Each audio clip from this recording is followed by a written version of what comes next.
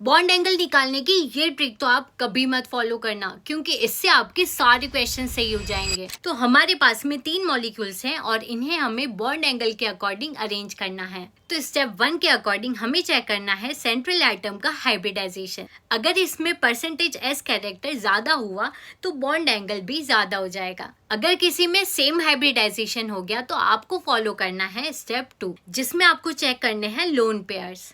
अगर lone pairs कम हुए तो उसका बॉन्ड एंगल ज्यादा हो जाएगा। अब अगर आपके लोन पेयर्स भी सेम हो गए तो आपको फॉलो करना है थर्ड स्टेप, जिसमें आपको चेक करनी है सेंट्रल एटम की इलेक्ट्रोनेगेटिविटी। जितना ज्यादा इलेक्ट्रोनेगेटिविटी होगी उतना ज्यादा उसका बॉन्ड एंगल होगा। तो गिवन क्वेश्चन में हमारे पास में 3 मॉलिक्यूल्स हैं, CH4, NH3 एंड H2O। इन तीनों का हाइब्रिडाइजेशन सेम होता है, इसीलिए हम इन्हें चेक करेंगे लोन पेयर्स के बेसिस पे। CH4 में आपके पास में एक भी लोन पेयर नहीं होता है, इसीलिए इसका बॉन्ड एंगल सबसे ज्यादा हो जाएगा। NH3 में आपके पास में एक लोन पेयर होता है, इसीलिए सेकंड नंबर पे इसका बॉन्ड एंगल होगा। और लास्ट में है आपका H2O, जिसके पास में 2 लोन पेयर्स हैं, इसीलिए इसका बॉन्ड एंगल सबसे कम होगा। अब आपके पास है CO2 एंड BF3।